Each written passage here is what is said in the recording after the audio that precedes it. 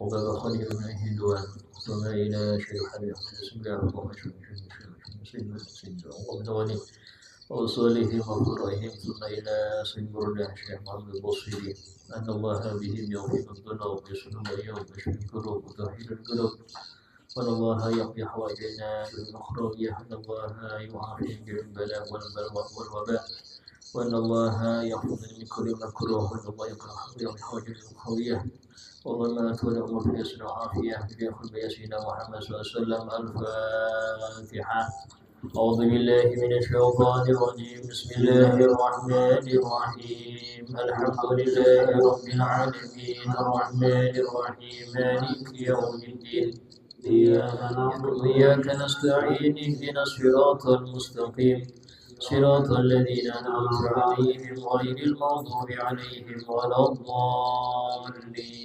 آمين أستغفر الله العظيم لي ولوالدي ولأصحاب الحقوق الواجبة علي ولجميع المسلمين والمسلمات والمؤمنين والمؤمنات الأحياء منهم والأموات أستغفر الله العظيم لي ولوالدي ولأصحاب الحقوق الواجبة علي ولجميع المسلمين والمسلمات والمؤمنين والمؤمنات الأحياء منهم والأموات أستغفر الله العظيم لي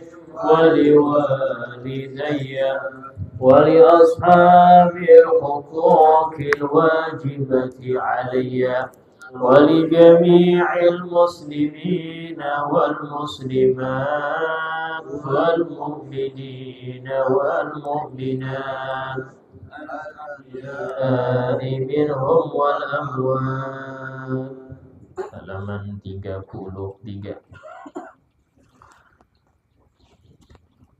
مولاي صل وسلم دائما أبدا على حبيبك خير الخلق كلهم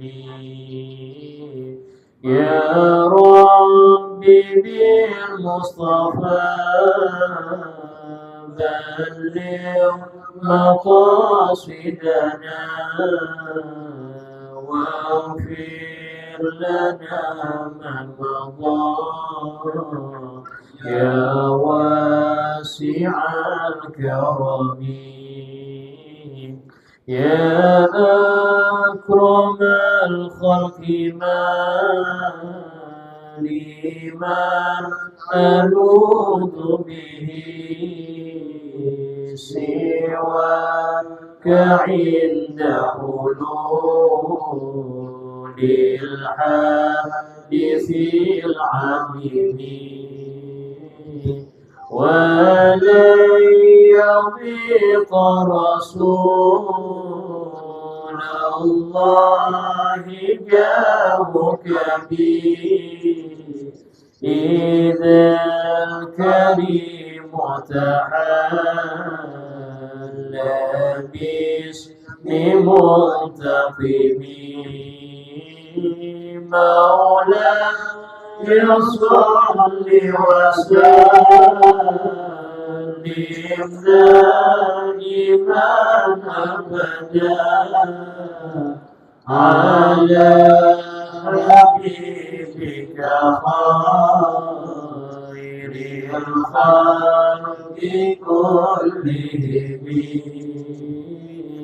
فإن من جودك الدنيا وضرتها ومن علومك علما لا والقلم يا نفس لا تمنتي من زلة عظمان إن الكبائر في الغفران كاللمم مولاي صل وسلم دائما أبدا على حبيبك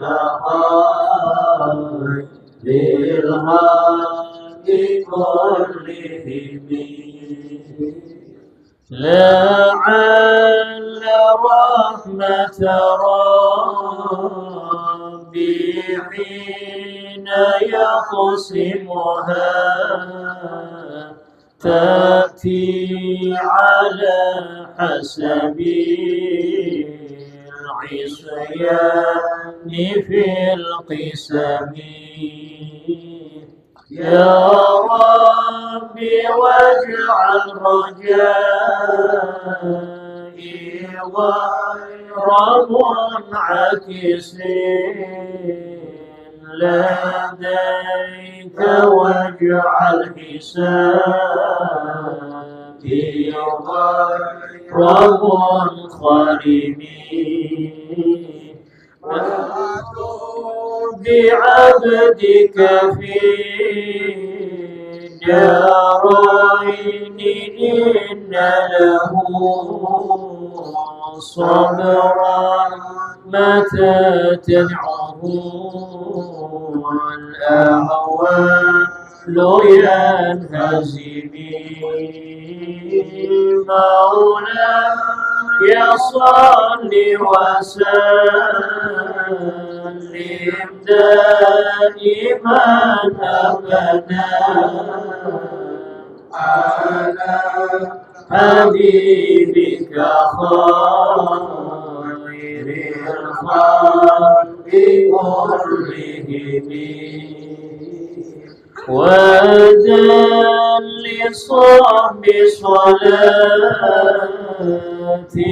منك دائمة على النبي بمنهل ومنسجم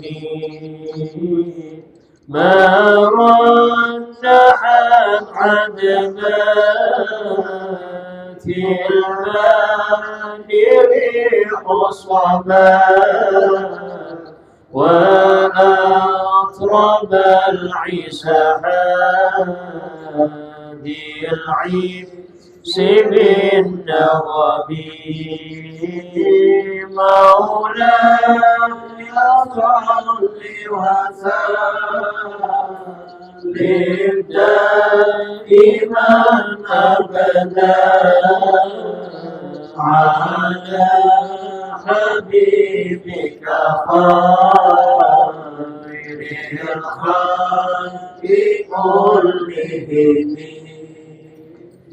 ثم الرضا عن أبي بكر وعن عمر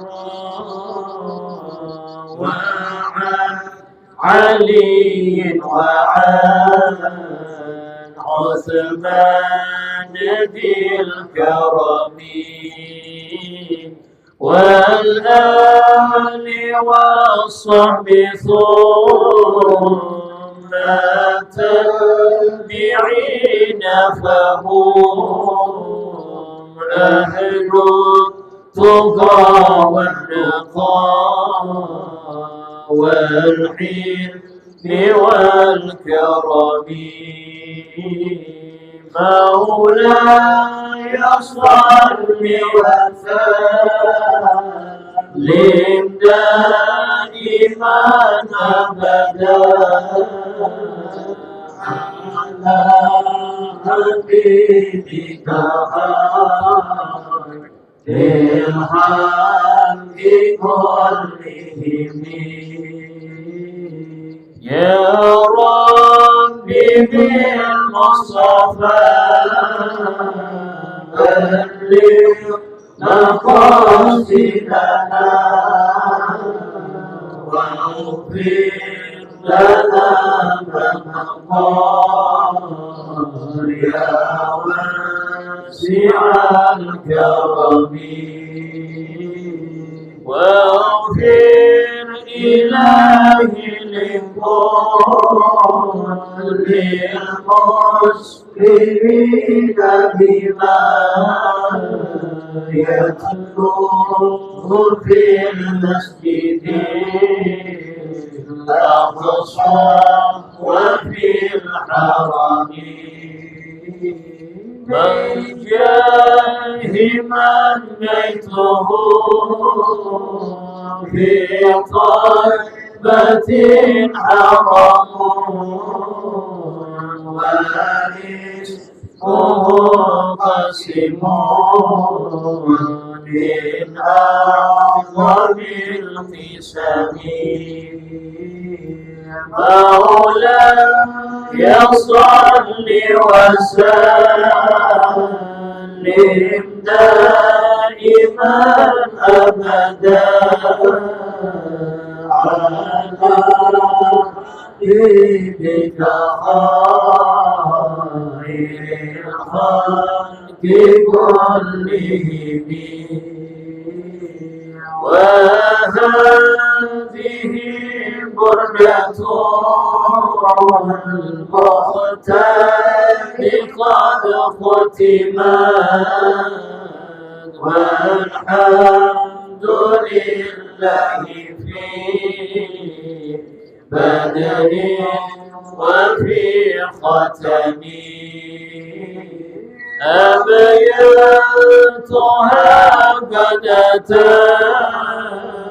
ستين مع مئة فاروج بها كربنا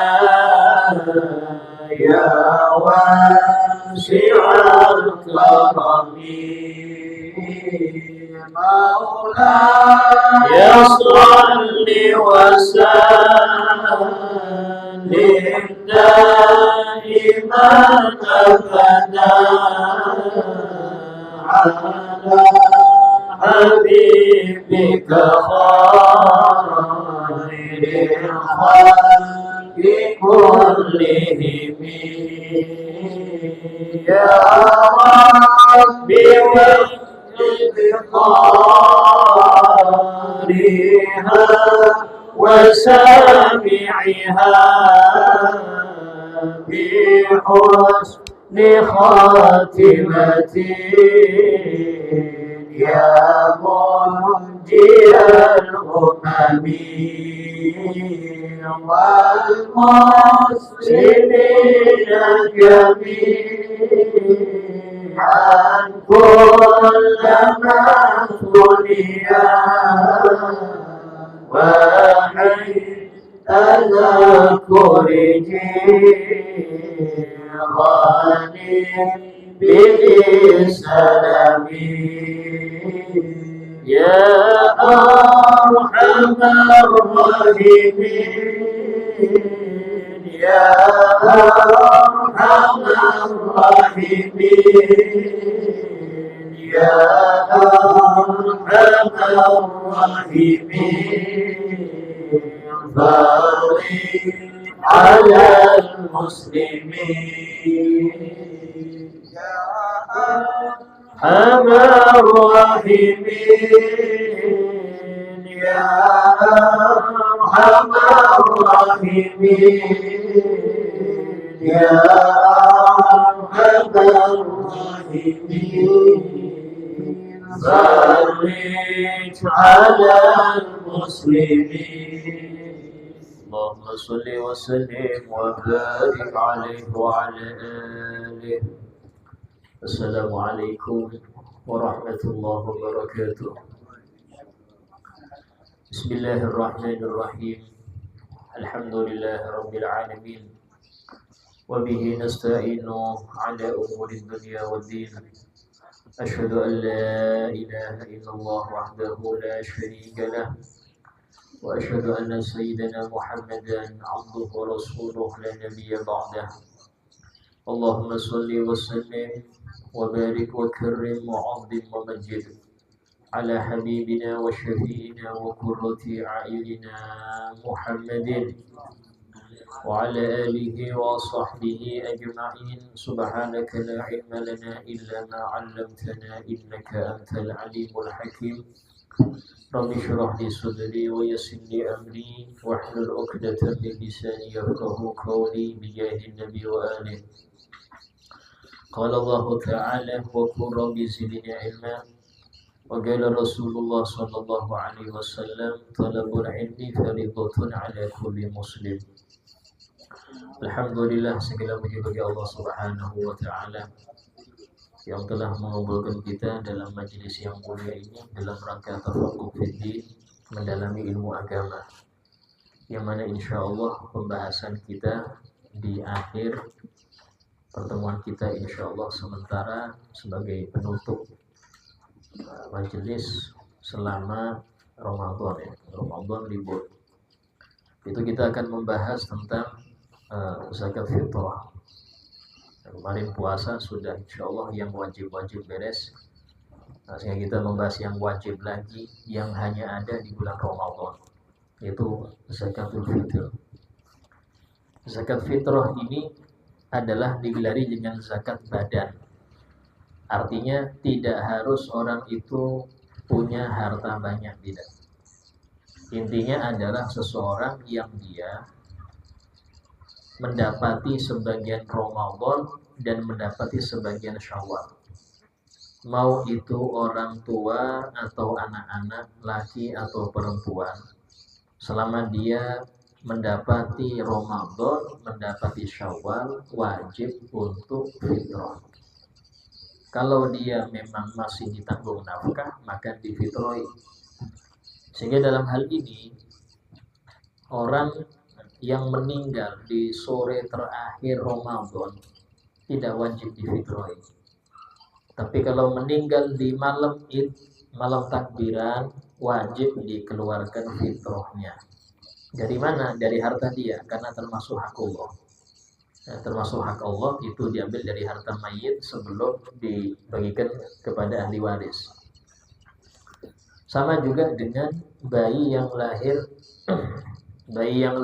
di malam Ramadan, malam Idul Fitri, itu tidak wajib dikeluarkan fitrahnya karena dia nggak mendapat Ramadan. Jadi kalau bayi itu lahir di sore Ramadan terakhir, ya, dia mendapat Ramadan, mendapat Syawal, wajib dikeluarkan fitrahnya. Apalagi yang umur seminggu, 2 minggu, wajib, ya. Nah, ini fitrah ini apa ukurannya? Nah, ini ukuran fitrah itu adalah makanan pokok, ya, yang seukuran 4 mud atau 1 sok. 1 sok atau 4 mud. 1 mud itu hilaf. Dulu ulama Indonesia pakai 6 orang, karena memang di zaman kemerdekaan, sebelum kemerdekaan itu fuqara banyak, ya. Tapi kalau sekarang kita pakai yang 7, karena kebanyakan insya Allah mampu 7 on. Nah, 7 on kali 4 2,8 kilo. Kalau dibulatkan 3 kilo. Kalau dulu 6 on, 6 kali 4 2,4, dibulatkan 2,5, 2,5. Kalau sekarang, ya, usahakan yang bisa 3 kilo aja. Dan makanan berasnya itu beras yang biasa kita konsumsi. Kalau yang biasanya harga 15, ya minimal 15, jangan 12. Yang biasanya siam onos umpama, ya pakai itu. Jangan makannya biasanya siam onos, tahu-tahu yang pakai harga 12.000 fitrahnya. Nggak boleh, nggak sah. Harus sama minimal atau lebih bagus, lebih tinggi, ya, itu lebih utama karena untuk akhirat kita. Nah, kemudian Di dalam fitrah ini tidak boleh diganti duit. Ya, dalam mazhab Syafi'i yang mu'tamad, pendapat yang paling kuat, tidak bisa diganti dengan uang, dengan nominal, selama beras itu masih banyak, ya, di warung-warung banyak. Nah, kenapa? Karena untuk keabsahannya. Karena ini ibadah, maka cari yang sudah disepakati. Jangan cari yang dihilafi. Yang pakai duit itu hilaf. Ya ada yang membolehkan, tapi daripada Anda spekulasi, mending yang pasti sah saja. Empat madhab bilang sah. Ya. Nah, kemudian untuk waktu pembayarannya, waktu membayar zakat fitrah itu sudah boleh mulai awal Ramadan. Boleh. Cuman belum wajib. Kenapa? Belum dipastikan dia hidup di Syawal.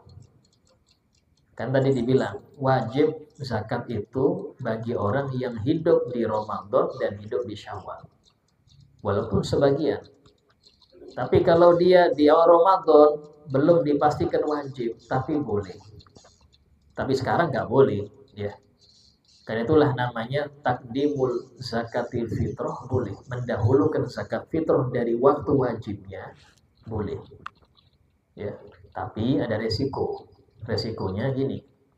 Orang yang Anda beri zakat fitrah itu kan harus mustahik. Dan dia masih mustahik di waktu wajib. Kapan? Malam Id. Sampai malam Id dia masih mustahik. Seumpama sebelum malam Id dia meninggal, Anda wajib qadha. Wajib diulang fitrahnya.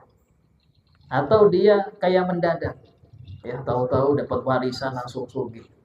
Maka di sini harus ganti. Boleh narik lagi, boleh Pak, fitrah yang kemarin mah.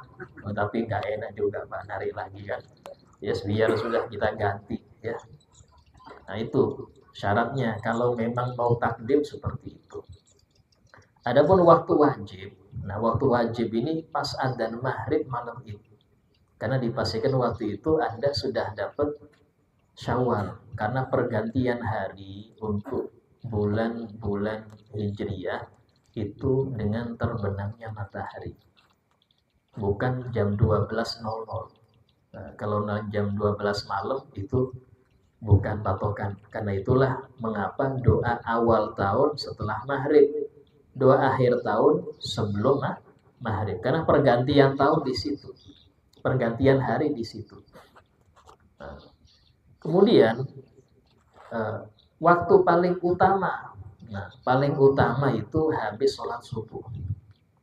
Kalau memang Anda ingin mencari paling afdol habis sholat subuh, dengan syarat Anda harus tahu siapa yang mustahik. Oh, ke situ nanti. Sampai kapan? Sampai sebelum sholat Id. Ya, sebelum sholat Id itu sudah kelar. Itu paling utama sudah. Jadi boleh Anda ya sudah naik subuh aja tidak apa-apa. Cuman mulai wajibnya adzan maghrib. Habis sholat Id baru bayar makruh. Tapi tetap wajib. Sama seperti orang sholat asar sudah deket adzan maghrib, makruh. Tapi tetap wajib. Nah, kalau seumpama sudah terbenam matahari adzan maghrib di hari Id ya, bukan malam Id. Artinya malam kedua Syawal. Belum bayar, nggak ada alasan, nggak ada udzur, dosa, haram. Tapi tetap wajib. Sama kayak orang sudah adzan maghrib baru sholat asar, dosa dia. Tapi tetap wajib sholat asar. Nah itu waktu-waktu yang kaitannya dengan mengeluarkan zakat fitrah. Tapi kalau ada udzur, contoh orang fakirnya lagi mudik Ustaz, lagi mudik, tetangga lagi mudik, ya tidak apa-apa Anda akhirkan sampai dia balik, hukumnya tidak dosa. Atau contoh tempat yang mau kita tuju, ya jalannya becek, lagi trouble, nggak bisa ke situ kecuali nunggu kering dulu, silahkan, tidak apa-apa diakhirkan, tidak masalah, ya mengakhirkan. Atau mungkin kayak kemarin kasus yang lalu, hujan deras di malam itu, sehingga nggak bisa dibagi kecuali besoknya, tidak apa-apa, Toh besok itu masih boleh kok, masih makruh. Kalau seumpama habis sholat itu masih makruh, belum haram. Ya, dan itu pun ada udzur, tidak apa-apa. Jadi tidak harus habis di malam itu, tidak ya. Nah, tapi tadi untuk fitrah ini sama dengan zakat yang lain. Apa itu? Hanya diperuntukkan 8 golongan, ya. Nah, sehingga termasuk bukan 8 golongan masjid dan musola. Nanti ini jatah masjid mana? Nggak bisa jatah masjid. Itu 8 golongan semuanya makhluk hidup, semuanya manusia, nggak ada yang benda mati. Nggak ada yang benda mati, semuanya manusia itu. Jadi dalam hal ini tidak sah kalau zakat itu ke masjid, ke musola. Tapi kalau panitia masjid, ya, jika panitia ya namanya penitipan, istilahnya mereka ambil tidak apa-apa, orangnya yang ambil, ya, nah, seperti itu. Jadi dalam hal tersebut di dalam masalah zakat. Kemudian orang yang dia sudah wajib untuk berzakat dan dia mampu dengan syarat dia mampu apa seperti mampu ini, dia memiliki beras seukuran zakat fitrah di malam itu, melebihi daripada kebutuhan dia di malam Id dan hari Id. Contoh malam Id dan hari Id itu butuh 5 kilo. Dia anak istri itu butuh 5 kilo. Punya lebih dari 5 kilo, wajib zakat. So, saya nggak punya lebih 5 kilo. Cuman duit banyak, ya wajib zakat, Pak. Walaupun nggak punya beras, duitnya banyak. Saya nggak punya duit, Ustaz. Cuman motor 5, ya jual motor. Motor wajib dijual untuk zakat, ya. Jadi benda-benda mewah di rumah itu tidak menghalangi zakat fitrah, ya fitrah. Termasuk yang ibadah dengan syarat istitoah seperti haji. Ya, saya nggak punya dana untuk haji. Cuman kaplingan banyak betul. Jadi jual kaplingan untuk Anda daftar haji karena ini termasuk istitoah atau finansial Anda.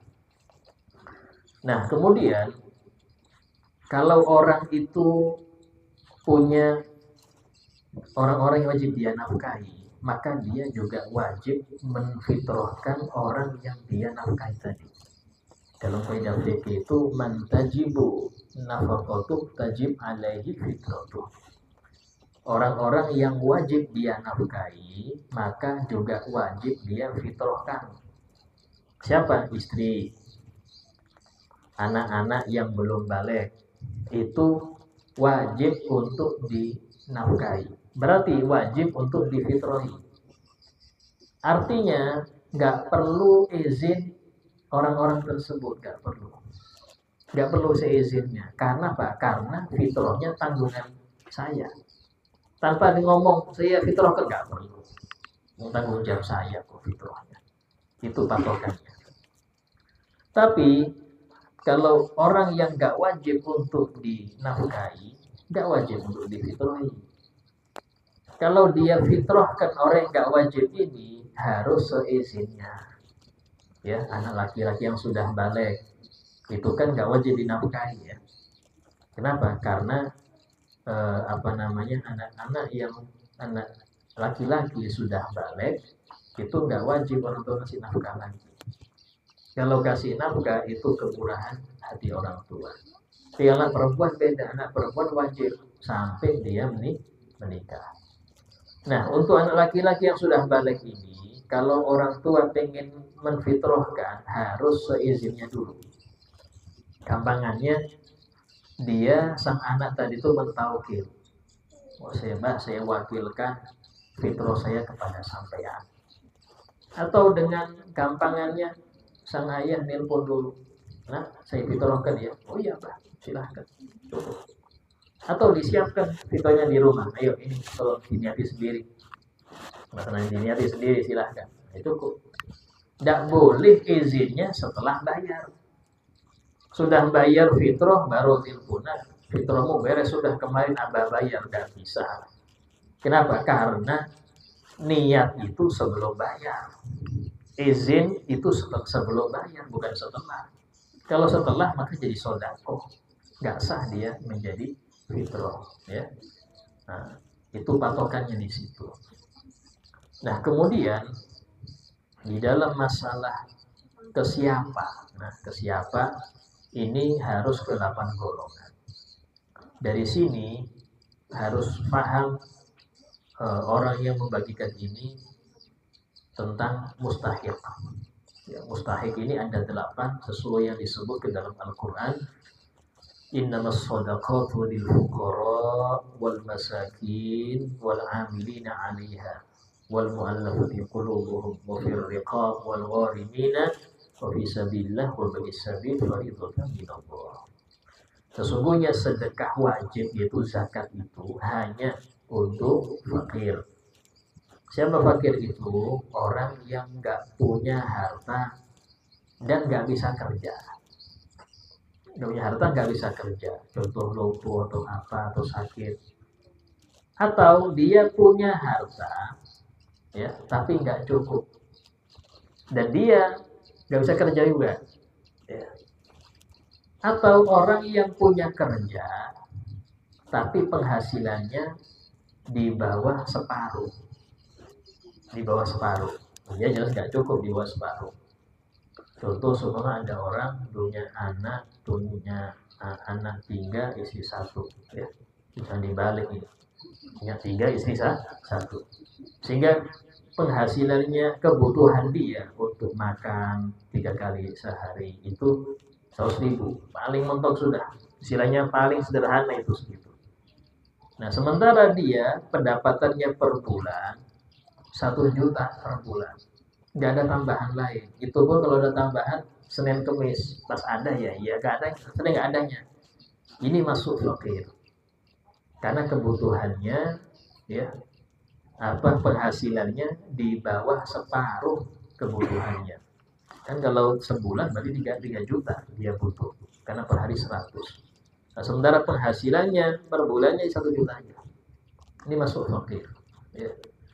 Nah kalau miskin itu lebih mending, tapi tetap wajib berhadapan zakat. Itu apa? Yang punya penghasilan, tapi tetap nggak cukup. Bedanya kalau miskin itu di atas separuh. Kayak tadi orang yang punya 1 istri 3 anak, penghasilannya 2 juta aja per bulan atau 2,5. Nggak nyampe 3 juta, nggak nyampe. Nah, kebutuhannya per bulan itu 3 juta. Itu untuk keseharian aja sudah itu. Ya, makan 3 kali sehari, kemudian mungkin listrik, air, itu masih banyak. Nah, dalam hal ini dia masuk miskin, berhak untuk diberi zakat. Ya. Nah, dan ini tugas amil. Yang ketiga amil. Amil ini siapa? Orang yang ditunjuk oleh pemerintah untuk mengelola zakat. Ditunjuk.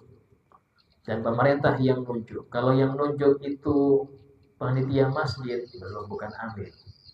Itu hanya sukarelawan zakat. Sukarelawan zakat nggak boleh ngambil zakat atas nama amil, karena dia bukan amil. Amil itu yang ditunjuk, bisa oleh Basnas, ya. Karena itu yang dapat SK, bisa gampang kok ngurus sekarang. Ngurus ke Basnas bisa, ngurus ke Las NU bisa, Las MU bisa, ya, Muhammadiyah punya MU. Itu boleh. Kenapa? Karena memang yang penting dia dapat legalitas. Maka di sini dia amil. Amil walaupun kaya dapat. Karena amil itu salah satu sebab dia dapat zakat. Jadi jangan kita terpatok harus miskin, tidak. Jadi 8 golongan itu cuma 1-2 yang fakir miskin, sisanya enggak. Orang yang kaya tapi punya hutang banyak. Hutangnya untuk maslahat umum, kasih zakat. Mobilnya 3 usah dapat zakat. Iya. Utangnya untuk masjid. Pak Kiai semua Pak Kiai. Dia berhutang untuk urusan pondok, maslahat umum. Ya, mobilnya 5, kasih zakat. Loh kok kasih zakat? Iya, karena hutang dia untuk maslahat umum, enggak apa-apa. Ya. Jadi nggak harus fakir. Fakir itu nomor 1-2. Saat ini sudah fakir, banyak utang lagi. Berarti dapat double dia. Zakatnya dapat double. Dari sisi fakir dapat, dari sisi banyak utang dapat. Nah ini harus kita tahu. Jangan bisa punya motor masa kasih zakat dulu. Tidak bisa demikian. Karena yang fakir ini cuma satu dua. Ya satu dua. Nah kemudian dalam masalah ambil ini penting. Ya. Jadi kalau seseorang itu amil, maka dia berhak dapat zakat. Terus orang yang berzakat tadi nitip ke amil, dia sudah lepas tangan. Maksudnya apa? Seandainya amil tidak adil, nggak nyerahkan kepada yang berhak, dia nggak tanggung jawab. Itu urusan amil. Gak ada tuntutan untuk yang nyerahkan ke amil. Tapi kalau yang diserahkan ini bukan amil, alias relawan zakat, ya kayak sebagian amil dadakan di masjid-masjid musola, ya kan? Itu dia bukan sebagai amil tapi wakil. Kalau dia salah, yang zakat ganti. Jadi repot nih. Kalau yang di masjid ini salah bagi, enggak sesuai dengan aturan fikih, yang berzakat ganti. Karena dia wakil. Wakil salah ya, yang wakil menggantikan. Nah, itu resiko kalau tidak didaftarkan sebagai amil resmi. Ya. Sehingga dari beberapa tahun yang lalu sudah kita kita penyuluhan agar hendaknya pengurus panitia fitrah di masjid itu di SK-kan, dapat SK, sehingga dia jadi amil, bukan relawan. Kebanyakan ini sudah relawan, ngambil zakat lagi, merasa amil, nggak boleh. Kalau amil nggak apa-apa sampai. Dan amil itu pun bagiannya bukan sama dengan fakir miskin. Dia itu hanya ongkos capek. Biasanya orang kerja ya duduk nerima zakat ya, doakan soalnya nimbang membagi itu berapa gajinya orang kayak gitu per hari itu biasanya dihitung berapa. Kita pakai hitungan anggaplah kuli yang nyangkul macam-macam itu berapa. Nah ini nggak nyangkul ini, nggak apa-apa juga, ada keringetan di bawah AC aja dia. Nah itu biasanya per hari berapa? Oh 50 sumpama. Nah terus selama berapa hari sekian, ya sudah dia boleh ngambil zakat hanya sekian secara ongkosnya. Tidak boleh dia sama dengan fakir miskin jatahnya. Apalagi lebih. Ya pintar di bagian sedikit tuh sisanya bagi-bagi antara amil. Ini korupsi zakat namanya, nggak boleh ya. Nah, itu amil ya. Yang keempat, mu'allaf qulubuhum. Mu'allaf qulubuhum ini ada 3 orang. Yang pertama yang masuk Islam dan imannya lemah. Masuk Islam, imannya lemah, kita kuatkan dengan zakat ya. Yang kedua, orang yang dia sebagai ketua kaum, ketua suku, baru masuk Islam, imannya kuat, cuman kita kasih zakat biar anggotanya ikut Islam juga. Itu, oh bos saya kena zakat, dapat zakat, masuk Islam aja biar berzakat, tidak apa-apa. Ngiming-ngimingin orang-orang yang masih kafir agar masuk Islam karena bosnya dikasih. Yang ketiga, termasuk mu'allaf, orang yang dia menakut-nakuti orang yang gak zakat. Karena itu dia punya tugas sosialisasi zakat. Kalau menerapkan zakat agar orang berzakat. Ya seperti ini dikasih juga. Namanya mu'allaf. Jadi mu'allaf itu tidak harus yang baru masuk Islam. Itu cuma satu bagian. Ada 3 bagian mu'allaf. Ya. Terus kemudian yang kelima ya. Yang kelima riqab. Riqab ini nggak ada sekarang. Itu budak mukatab. Budak yang dijanjikan majikannya bebas kalau dia membayar uang yang sudah ditentukan. Maka dibantu, kita kasih zakat untuk biar cepat dia merdeka. Terus yang selanjutnya yang keenam, wal gharimin, orang yang berhutang. Yang berhutang ini intinya utangnya bukan untuk maksiat.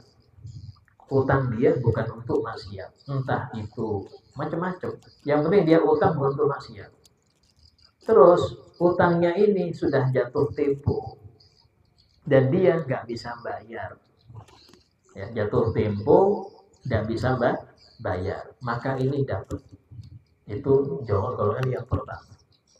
Yang kedua, orang berhutang tapi untuk masalah umum.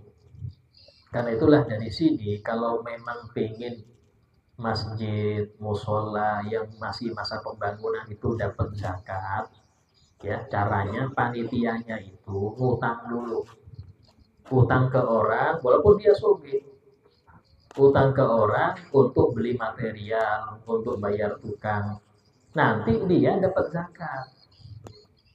Tapi kalau dia pakai duit sendiri, nggak bisa dapat zakat, dia nggak ngutang, nggak bisa diganti dengan zakat duit sendiri. Jadi harus ngutang dulu, sehingga dia masuk kategori al-gharib. Yang ketiga, orang yang berhutang untuk mendamaikan orang yang bersengketa. Ya, dia ngutang untuk mendamaikan. Ada orang ribut urusan tanah, satu punya sertifikatnya, satu yang nempati di situ, ribut. Ya sudah, berapa tanahnya? 30 juta. Ini 30 juta. Habis ngutang dulu saya. Sampai ngambil tanahnya karena sertifikat, sampai kasih 20 juta nih. Udah damai ya, ya. Nah, ini saya dapat zakat. Karena berhutang untuk damaikan orang. Walaupun kaya. Karena hutang dia untuk damaikan orang. Ini 3 orang jenis gharib. Ya. Kalau ada orang datang kepada orang kaya atau basnas bilang, saya punya utang, tolong kasih saya zakat, harus ada bukti. Tapi kalau bilang saya fakir, langsung kasih, nggak perlu mana buktinya fakir, bagaimana nyari bukti fakir. Kalau ada orang datang ya itu lah kasih. Terus kemudian yang selanjutnya wa fisabilillah. Nah, sabilillah ini kalau konteks mazhab Syafi'i itu orang yang berperang di jalan Allah dengan modal sendiri dan gak dapat gaji. Modal sendiri, kaya berarti. Dia bawa tank sendiri, dia bawa bom roket sendiri.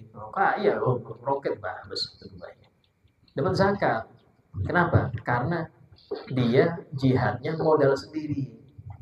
Dan gak dapat gaji dari pemerintah, gak ada gaji dia. Itu arti fisabilillah mazhab Syafi'i. Nah, adapun guru ngaji, ustadz, ya gak dapat. Kalau fisabilillah gak bisa. Masjid, pondok gak termasuk dalam mazhab Syafi'i. Tapi kalau mazhab lain, contoh mazhab Imam Abu Hanifah, itu arti fisabilillah lebar. Semua yang di situ berjuang di jalan Allah, maka masuk fisabilillah. Yang bangun pesantren, bangun masjid, bangun TPQ, yang ngajar ngaji, ngajar kitab, kiai-kiai, itu masuk fisabilillah. Mazhab Abu Hanifah. Sehingga kita husnudzon kalau ada ustadz menerima fitrah, nerima, mungkin dia ngikut mazhab Abu Hanifah. Ya, husnudzon, jangan disudzoni. Oh, ini nggak paham, bukan nggak paham. Kita yang kurang luas ilmunya, gitu. Mereka luas ilmunya. Nah, itu dalam masalah tersebut ya. Nah, kemudian yang terakhir Ibnu Sabil. Ibnu Sabil ini orang yang dia merantau bukan untuk maksiat, terus nggak punya ongkos untuk balik. Ini banyak orang grogot nih. Saya mau mudik nih Ustaz. Mau mudik nggak ada duit nih. Nah, bisa dapat zakat nih. Nah, cuman nggak balik lagi grogot gitu. Ini balik lagi, repot lagi sampai. Ini nggak balik lagi. Istilahnya sudah mudik. Memang dia balik ke kampung halamannya. Kalau cuma untuk balik lagi liburan ya nggak bisa Pak, liburan arahnya itu ya. Nah, itu diantara 8 golongan ini yang hanya boleh kasih zakat.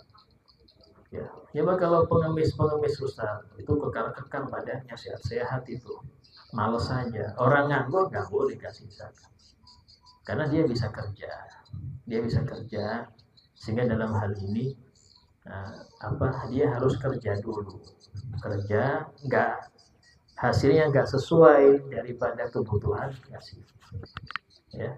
Nah itu, tapi kalau seumpama orang itu berdekir aja di masjid ya kasih nggak boleh, kecuali ya dia sibuk dengan ngafal Quran atau mempelajari ilmu agama, itu baru dapat zakat. Beasiswa untuk yang di pondok berhak. Kalau beasiswa untuk yang belajar umum kasih zakat nggak bisa, karena beasiswa ini untuk yang belajar agama, ngafal atau mendaring agama, bas.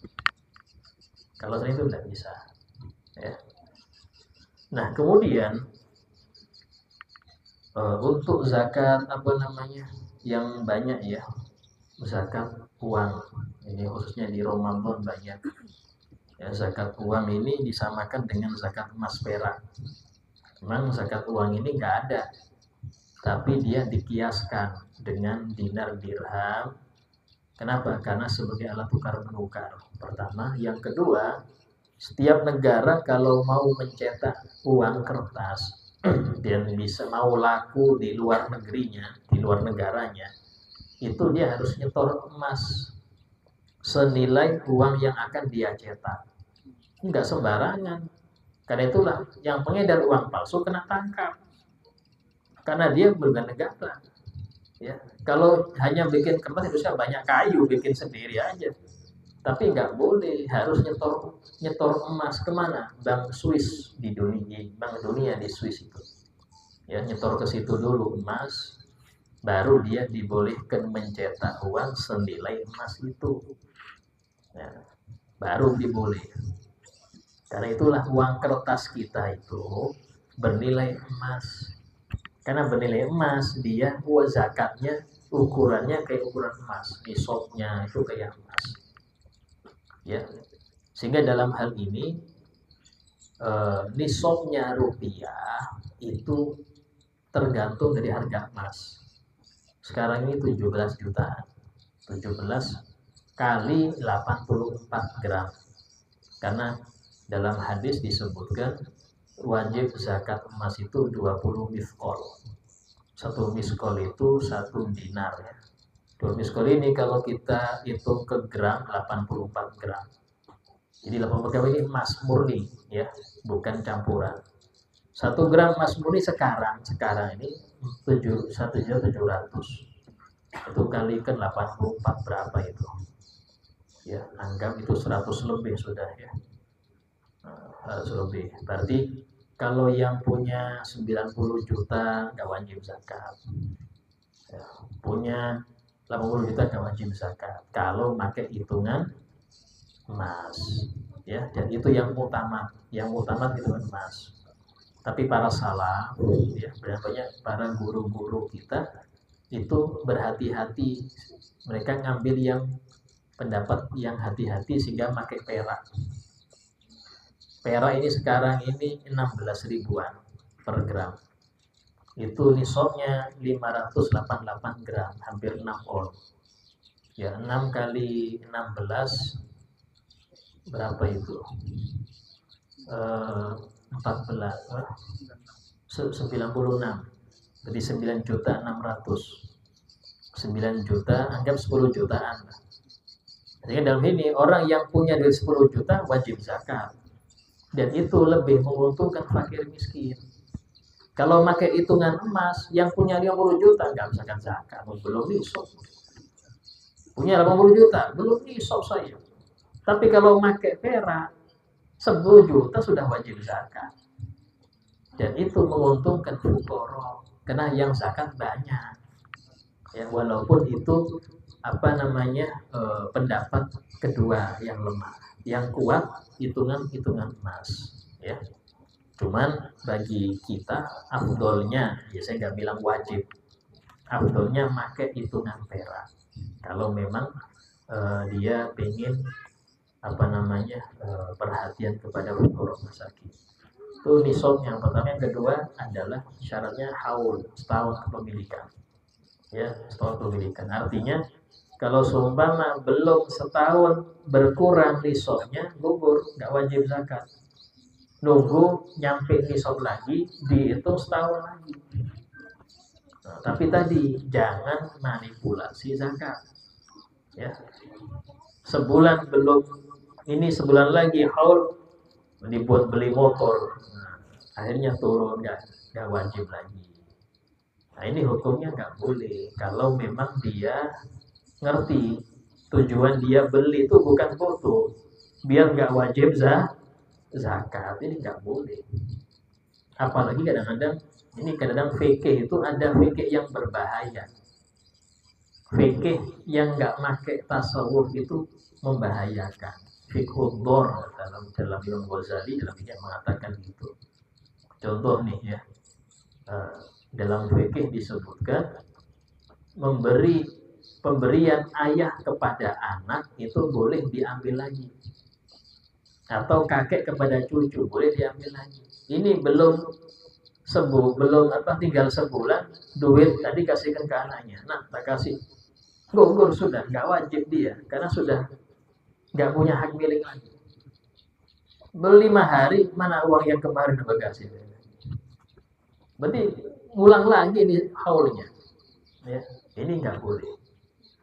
Dan ada beberapa perkara yang disebutkan oleh Habib Abdullah bin Haddad, perkara-perkara yang menjadikan zakat itu batal, alias wajib untuk diulang. Pertama, nggak sesuai ngasihnya, nggak sesuai kepada yang berhak. Ini terjadi kalau dia pengumuman, ayo besok pagi jam sekian Haji Fulan mau bagi zakat, yang pengen duit datang semua, yang pengen duit, ya. Akhirnya ngasih semua, dikasih tanpa tahu ini mustahil pandang, kasih semua, nggak sah, tidak sah, dan wajib diulang. Ada kalanya ya kepada yang nggak berhak. Siapa yang nggak berhak itu? Pertama, orang kafir, nggak berhak.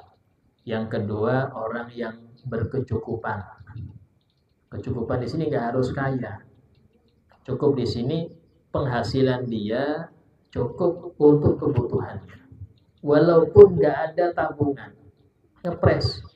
Ya, Imam Ghazali mencontohkan ada orang modalnya cuma kapak sama tali. Tiap hari masuk hutan, ngambil kayu, dijual, untuk sehari dia makan, besok gitu lagi. Yang Ghazali mengatakan ini termasuk kaya, nggak boleh kasih zakat. Kenapa? Karena cukup, nggak ada kekurangan, walaupun nggak ada tabungan.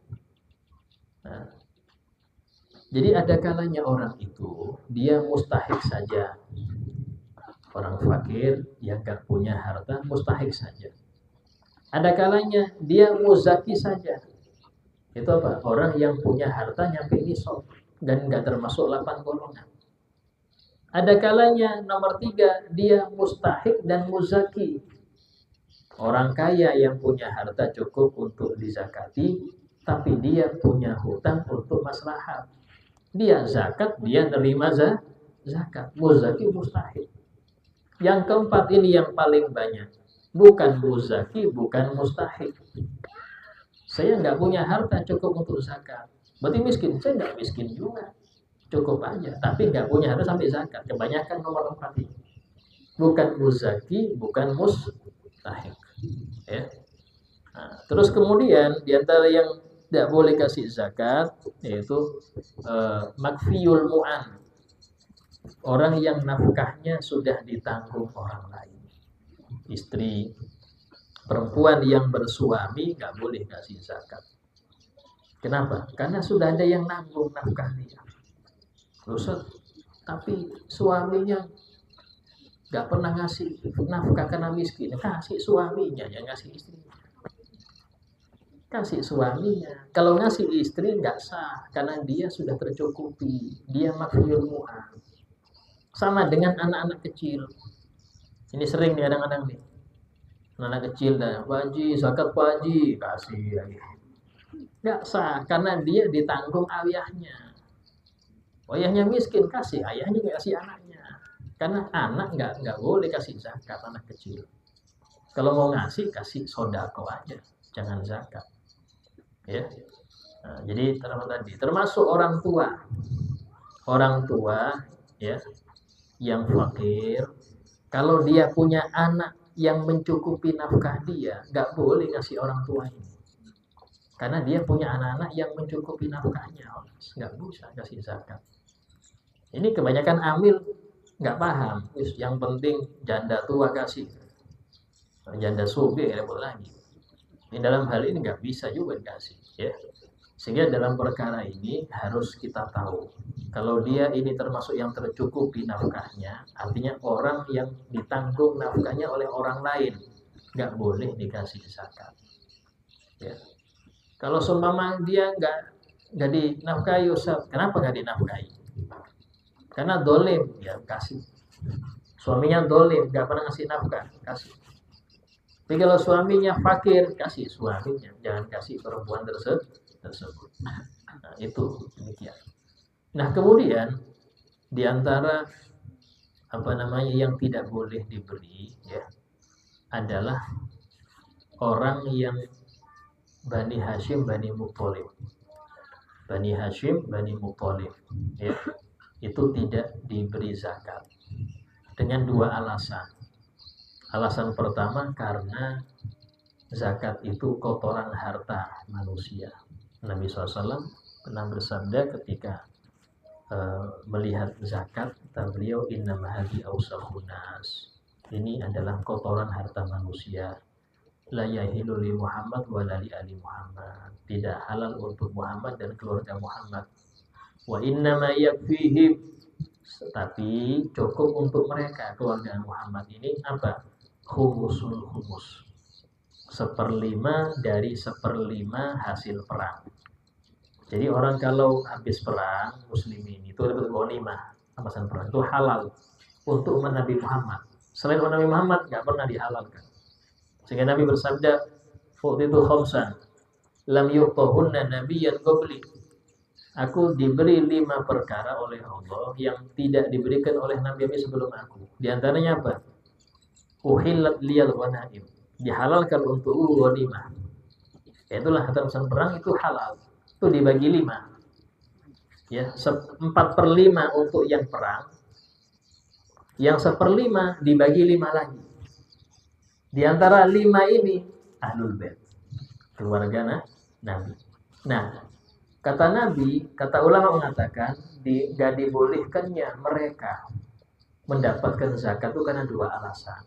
Karena harta kotoran harta manusia, dan mereka tercukupi dari khumus. Tapi yang kedua nggak ada lagi. 1/5 dari 1/5 ini nggak ada lagi sekarang. Sehingga para ulama mengatakan untuk sekarang boleh memberikan zakat pada mereka. Tapi dengan anjuran bilang dulu, ya Pak, ini zakat mau apa enggak. Kalau mereka ngambil boleh, kalau enggak ya usah. Tapi sebutkan dulu. Ya. Dari sini memberikan zakat kepada orang yang Anda ngerti dia berhak, nggak perlu diomongin. Nggak perlu diomongin, kasihkan aja.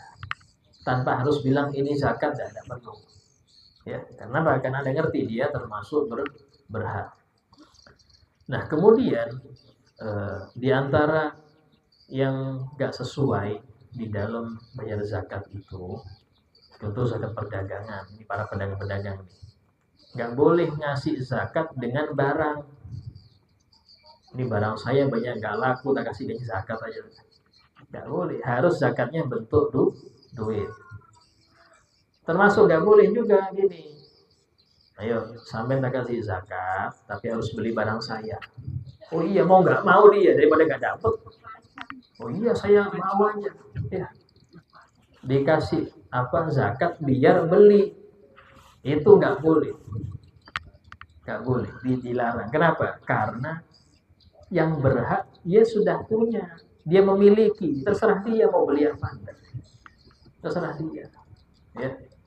Nah, termasuk yang apa namanya yang banyak terjadi di masyarakat ya. Nah, itu zakat tadi diserahkan ke satu orang nih. Anggap 20 juta zakatnya. Tapi sebelum menyerahkan dia main mata dulu. Enggak tahu main mata kayak modelnya main mata ya, pedang-pedang enggak matanya. Dia bilang, istilahnya nanti tak serahkan ke engkau, itu serahkan ke saya lagi ya, sebagai hibah. Jadi tak kasihkan zakat ke satu orang, ikut pendapat Imam Ibn Ujail, boleh menurut Syafi'i.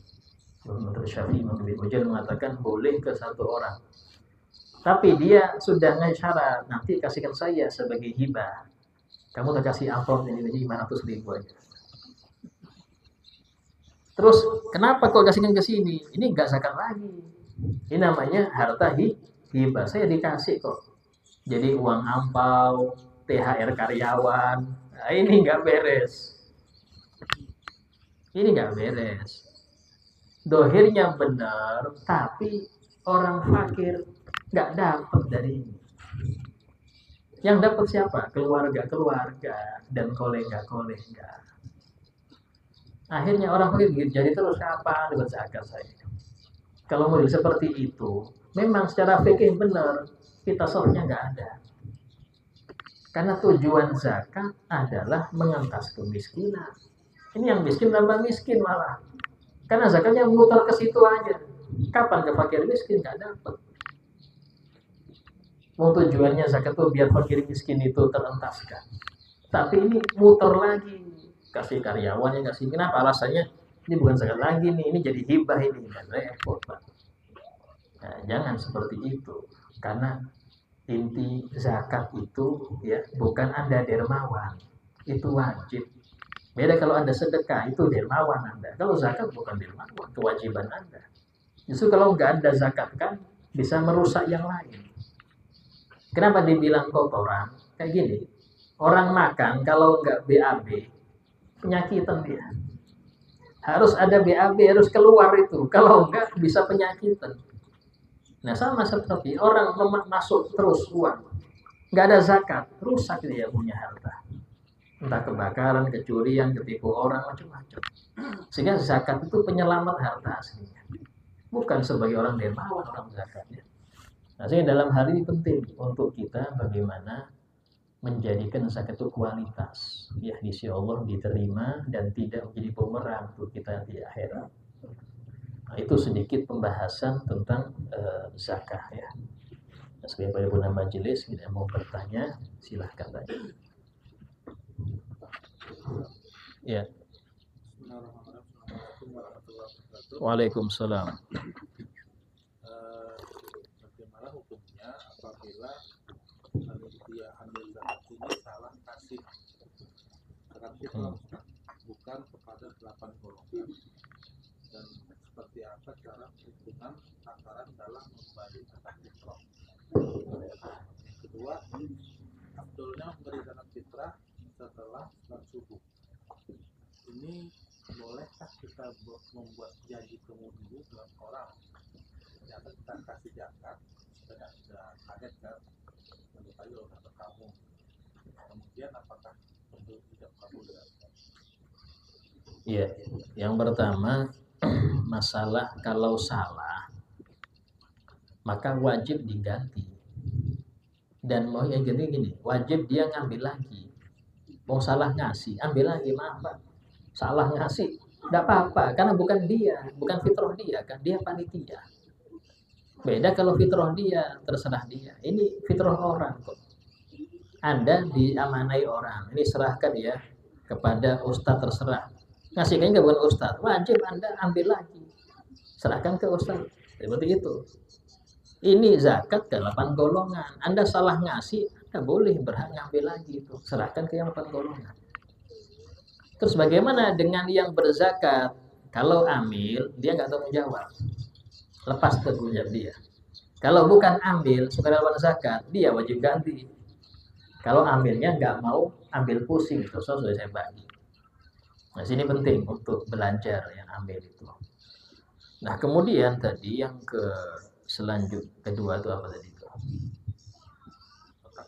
Takaran ya. Takarannya sama seperti tadi 3 kilo dan membagikan ke fakir miskin ya kepada mustahik tidak boleh kurang dari 1 sok. Ya, tidak boleh kurang. Misal ini karena yang zakat sedikit, yang mustahik banyak, hanya dikasih 22 kilo, tidak boleh. Ya, harus minimal 1 sok, minimal. Maksimal tergantung kebijaksanaan. Oh ini punya anak banyak nih, kasih 1 karung. Oh ini single, kasih sedikit. Yang penting jangan kurang dari 1 sok. Dari situlah pentingnya pendataan. Kalau nggak didata, berarti ambil kurang ahli dalam hal itu. Dari mana dapat datanya, Ustaz? Sementara saya kerjanya mendadak gini doang. Ini kan acara tahunan. Terus acara tahunan jangan mendadak. Kayak sampean di masjid atau di musola atau pengajian. Sudah tahu tiap maulid bikin acara. Ini ngundang penceramah 1 hari baru nyari, gak ada repot saja. Sudah tahu acara tahunan itu segera dicari. Sama dengan masalah fitrah. Ini acara tahunan. Jangan baru kurang 3 hari raya baru ribut urusan mendalami fikih ambil, repot. Mulai sekarang kalau memang dipersiapkan. Itu karena ini tahunan, setiap malam Id ya sudah itu sudah kejadiannya. Jadi harus mateng ya. Kalau memang bingung maka datengin Basnas, biasanya mereka punya data di RT ini siapa-siapa, RW ini siapa-siapa. Yang kedua, tidak wajib rata ya, nggak harus musola itu meratakan 1 kampung, nggak harus. Yang ngasih cuma 5 orang, yang ngasih fitrah ke musola saya 5 orang. Ya sudah 5 itu bagikan ke siapa? Ke 1 orang cukup, nggak harus ke banyak. Nggak harus istilahnya ini 1 kampung banyak puluhan ini yang mustahil, nggak perlu, nggak wajib Anda meratakan itu. Yang wajib rata itu kalau pemerintah yang mengadakan. Yang wajib rata itu pemerintah. Ya. Tapi kalau per orang saya zakat bukan fitrah nih ya, zakat uang seumpama itu minimal 3 orang. Minimal 3 golongan. Minimal 3 golongan. Itu kalau memang kita pribadi. Tapi kalau dari Basnas atau Laznu itu harus semua golongan dapat. Tapi yang nggak ada itu sekarang budak nggak ada. Orang perang nggak ada. Ya, yang sering ada itu ghorim, fakir, miskin, amil. Ya. Ya paling mu'alaf ada 1-2. 4 ini yang sering. Yang sering. Nah, sehingga dalam hal ini penting untuk amil itu kerjanya harusnya itu setahunan. Karena dia pertama mendata orang-orang yang muzaki. Ini bukan cuma kerja untuk fitrah saja. Dia data muzaki didata. Kemudian yang kedua menjemput zakat, mengingatkan saya sampai sekian ya. Berarti sampai tanggal sekian harus nyetor, nanti saya jemput. Yang ketiga mendata mustahik, didata mustahik. Jangan pakai patokan mustahik yang tahun lalu. Bisa jadi ada yang meninggal, ada yang sudah kaya, ada yang gini macam-macam. Didata perbaharui lagi. Terus yang keempat nakar. Kemudian yang kelima membagi. Ya, nah, ini di dalam tugasnya di situ. Mungkin ada bertanya, uang bensin dari siapa Ustaz? Uang bensin. Uang bensin jangan diambil dari uang masjid untuk amal. Karena itu bukan maslahat masjid.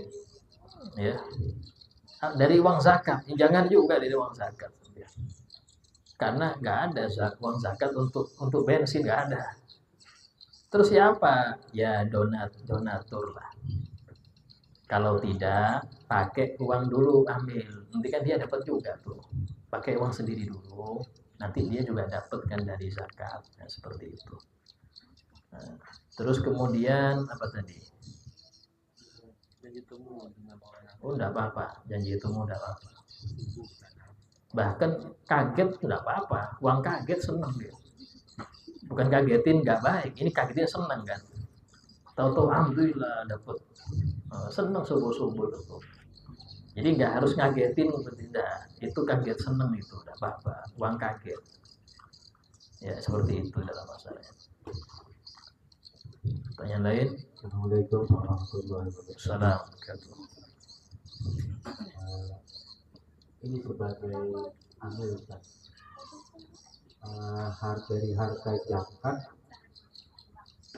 zakat diberikan sembako untuk mustahik fakir miskin, bisa. Sekarang zakat apa dulu? Zakat. Ya zakat kan ada ternak, ada hasil sawah. Tidak bisa. Kalau zakat harta, zakat tijarah perdagangan itu harus bentuk duit. Ya, tidak bisa kita bagikan beras, nggak bisa. Kalau sawah hasil panen. Kalau ternak ya hewannya dibagi. Tapi kalau tijarah, emas, perak, ya itu dengan duit. Ya, yang pernah terjadi ini ya sebagian duit, sebagian sembako ini dibagi. Ya, berarti yang sebagian nggak sah itu. Yang duit sah, yang sebagian nggak sah. Kecuali ya. Ini orangnya seneng teler. Orang ini seneng teler, seneng sabu-sabu ini. Ini fakir. Ingat ya. Tidak masalah, artinya tetap sah. Kalau yang mustahik itu jarang sholat atau dia pemabuk, penjudi, tidak masalah. Artinya bukan berarti nggak boleh kasih, tidak. Karena yang nggak boleh dikasih tadi itu loh, yang saya sebutkan tadi itu orang-orang yang nggak boleh zakat itu aja. Kalau yang ahli maksiat kasih, walaupun mana lebih utama, ya ahli taat lebih utama. Kalau nyari lebih utama ahli taat. Tapi urusan maksiat dia dengan Allah. Cuman kalau kita ngerti, ini kalau kasih zakat, kasih duit dibuat beli slot lagi nih, repot lagi. Makanya seperti ini boleh untuk kita kasih bentuk beras saja. Cari, oh ini pas gak ada nih. Jadi, sehingga mau nggak mau dia pakai itu untuk makan. Ya. Kalau kasih duit selesai sudah. Cuman aslinya kalau mau yang lebih utama nih mengentas kemiskinan, modalin dia. Sampai bisa apa, Pak? Oh bisa jahit, belikan mesin jahit, belikan benang, cari pelanggan. Itu. Kalau kasih duit, besok nyari lagi. Nyari lagi. Pernah suatu kali ada Abu Tolha, sahabat Abu Tolha ini punya kebun kurma paling subur di Madinah, namanya Buroiha. Itu dia bilang, ya Rasulullah, ini hasil kebunku ini banyak, ke siapa aku bagikan? Ke sepupumu itu. Semua ya Rasulullah, semua, biar dia langsung kaya. Besok gak minta lagi. Dari sini ulama mengatakan tidak apa-apa ke satu orang, tapi langsung mentas. Langsung besok aman. Contoh seumpama ya apa dia hakir, tapi ada motor, kasih modal jadi kurir, tinggal muter-muter aja dia kan. Sehingga tahun depan nggak gini lagi, tahun depan bisa jadi dia ngasih. Itu namanya ngeras kemiskinan. Kalau kita kasih 300 per orang, tahun depan gini lagi dia, malah tambah banyak. Itu nggak mentasnya. Jadi itu dibolehkan dalam fikih ya, tidak masalah. Tanya lain.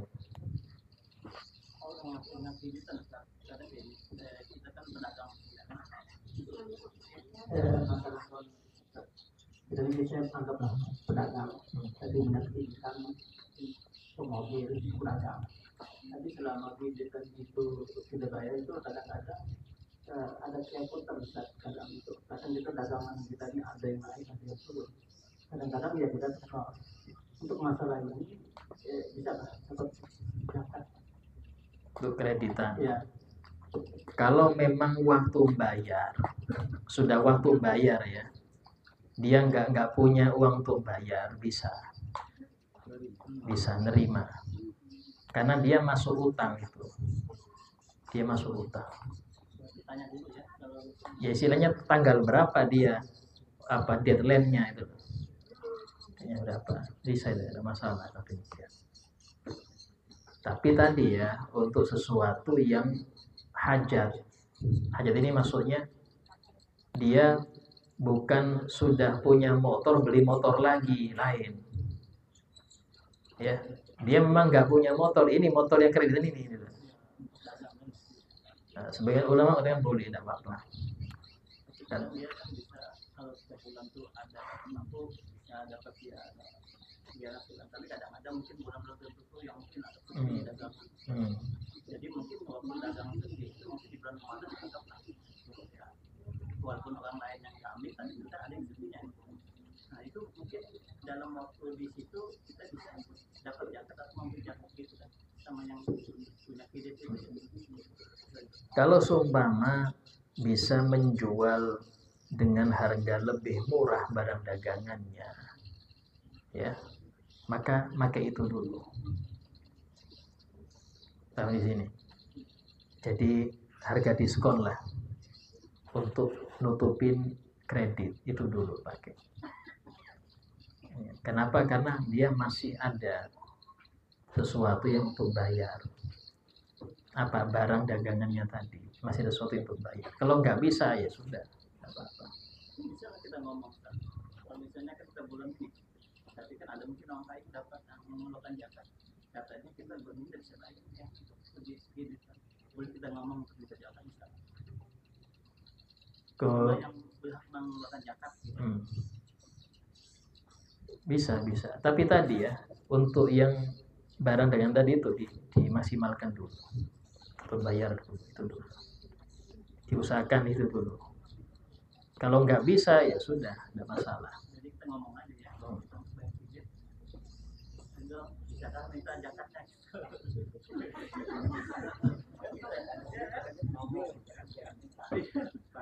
Iya.